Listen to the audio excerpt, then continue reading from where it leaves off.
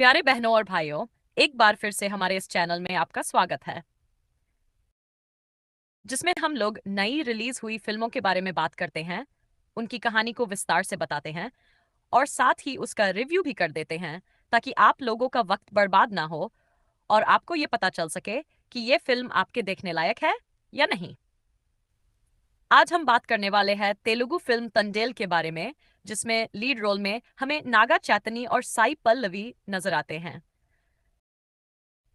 तो बिना कोई वक्त बर्बाद किए चलिए इस फिल्म की कहानी के बारे में बात कर लेते हैं। राजू एक बहादुर मछुआरा है जो श्रीकाकुलम के पास एक छोटे से गांव में रहता है। मछली पकड़ना सिर्फ उसका काम नहीं, बल्कि उसकी जिंदगी है। ये उसके परिवार की पुश्तैनी विरासत भी है। राजू जन्मजात नेता है और धीरे धीरे वह थंडेल बन जाता है, यानी अपनी मछली पकड़ने वाली नाव का कप्तान। राजू की बचपन की प्रेमिका है सत्य, जिसका किरदार साई पल्लवी निभा रही हैं। वे दोनों बचपन से एक दूसरे से प्यार करते हैं और सत्य उसकी बुज्जी थल्ली है, यानी उसकी प्यारी, उसकी जान। लेकिन सत्य हमेशा राजू की खतरनाक समुद्री जिंदगी को लेकर परेशान रहती है। वह चाहती है कि राजू कोई सुरक्षित नौकरी कर ले ताकि वे दोनों मिलकर एक शांत और सुखी जीवन बिता सकें। लेकिन समंदर राजू के खून में है, उसे छोड़ना उसके लिए आसान नहीं।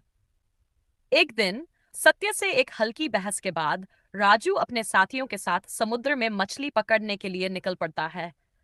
तभी अचानक एक भयंकर तूफान आता है और उनकी नाव बहकर पाकिस्तान की समुद्री सीमा में चली जाती है। और तभी एक साधारण मछली पकड़ने की यात्रा डरावने सपने में बदल जाती है। राजू और उसके साथी मछुआरों को पाकिस्तानी अधिकारियों द्वारा पकड़ लिया जाता है। उन पर जासूसी का आरोप लगाया जाता है, जबकि वे तो सिर्फ तूफान की वजह से रास्ता भटक गए थे। फिल्म आगे दिखाती है कि कैसे राजू और उसके साथी विदेशी जमीन पर कैदियों की तरह जिंदगी जीते हैं, कैसे वे तमाम मुश्किलों का सामना करते हैं और कैसे हर दिन अपने घर और परिवार की याद में जीते हैं। वहीं भारत में सत्य टूट चुकी है, उसे नहीं पता कि राजू जिंदा भी है या नहीं। फिल्म में सत्य की कोशिशों को भी दिखाया गया है, कैसे वह और बाकी लोग मिलकर मछुआरों की रिहाई के लिए संघर्ष करते हैं। उसकी कोशिश और भारत सरकार के दबाव के कारण पाकिस्तान को उन लोगों की रिहाई की व्यवस्था करने पर मजबूर होना पड़ता है। लेकिन ऐन वक्त पर भारत सरकार जम्मू कश्मीर में अनुच्छेद 370 को फिर से लागू कर देती है, जिसकी वजह से उन लोगों की रिहाई रद्द हो जाती है। इसके बाद जब वे लोग जेल लौट रहे होते हैं, तो उन पर पाकिस्तान की आम जनता एक जबरदस्त हमला कर देती है। वे लोग किसी तरह लड़ते हुए बचकर वापस जेल पहुंच जाते हैं। फिर वे लोग वापस कैदी का जीवन जीने लगते हैं। एक बार फिर सत्य की जोरदार कोशिशों और भारत सरकार के दबाव के चलते पाकिस्तान सरकार उन लोगों को रिहा करने पर मजबूर हो जाती है। कई मुश्किलों का सामना करने के बाद वे लोग अपने वतन लौट आते हैं।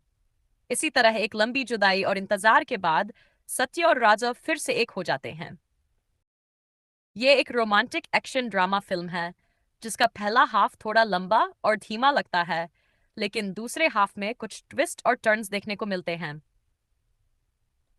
फिल्म का इमोशन और लव एंगल भी ठीक ठाक है, लेकिन इसकी स्टोरी लाइन कुछ खास नहीं है, क्योंकि इस तरह की कहानी हम पहले भी कई बार देख चुके हैं। इसलिए यह फिल्म सिर्फ एक बार देखने लायक है, वो भी टाइम पास और एंटरटेनमेंट के लिए, खासकर उन लोगों के लिए जिन्हें इस तरह की फिल्में पसंद हैं।